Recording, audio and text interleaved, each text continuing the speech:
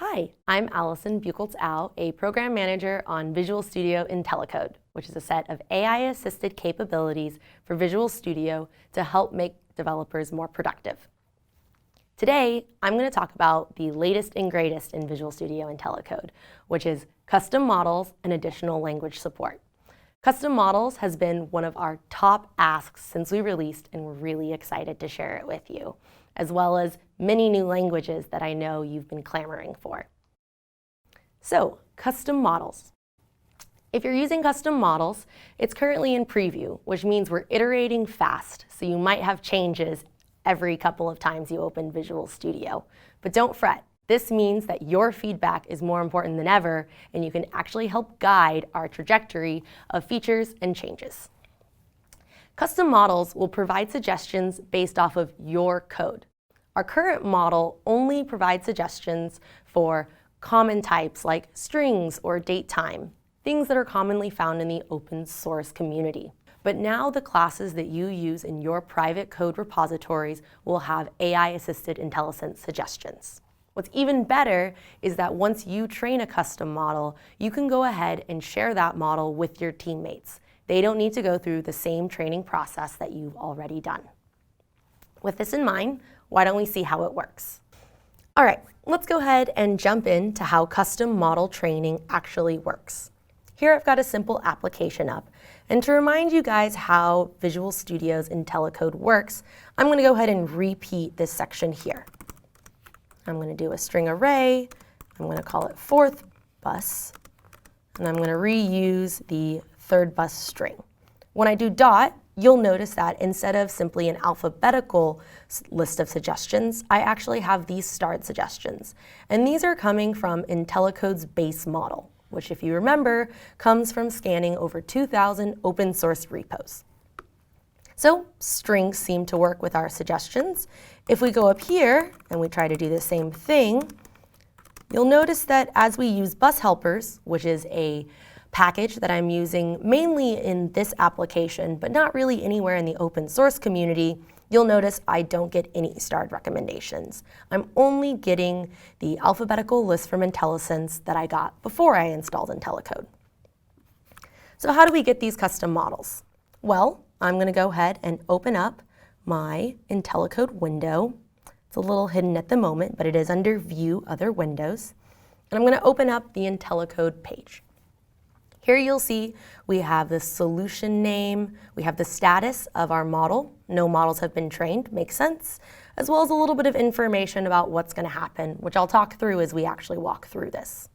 So I'm going to go ahead and train on my code to get this process started. You'll see here the page changed to the status page, and what's going to happen is three main steps: analyzing your code, uploading your data, and learning your code's pattern, which is where we actually create the model.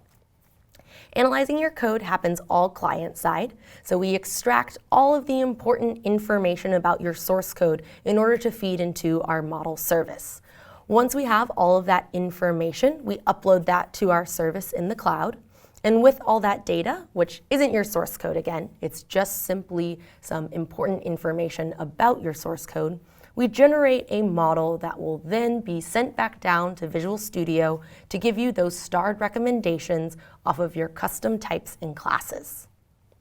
So after the model is quickly trained, as you see here, we've got a new page which is all about our active trained model.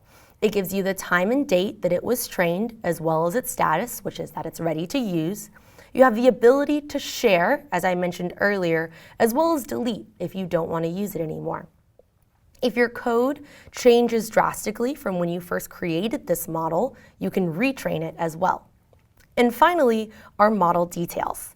This lets you know that when we created our custom model, we found 65 custom classes for you. And these are ones that have the most recommendations. These are ones we encountered most frequently in your code, so if you were to use them, you should expect great IntelliCode suggestions. If we go over to our file here, we'll see that if we try this again, we do bus helpers with a dot, indeed, we have a star here. I'm going to show you one more example to show that this context really does change what your suggestions are. So we've got this method here, which is it the 541, which is a bus nearby. And what I'm going to do is actually write an if statement instead. And I'm going to say if bus helpers dot. You'll notice instead of print bus info like we had before, we actually want clean route name. And I'm going to say clean the route name of the bus route. And we're going to see if it equals the 541. After I have that, I'm going to say return bus helpers dot. And now that we're inside this if statement, you'll see that it has changed once again to print bus info. And this is all based off of how I use these methods within my own code. Cool. So now that you've seen custom models, and I hope you try it out, let's talk a little bit about our additional language support. We're so happy to unveil 4 new languages to IntelliCode's AI-assisted IntelliSense. In Visual Studio, you now have the power to see recommended suggestions for XAML and C++, which we know has been one of our top asks. And in Visual Studio Code, you'll have AI-assisted IntelliSense suggestions for JavaScript, TypeScript, and Java.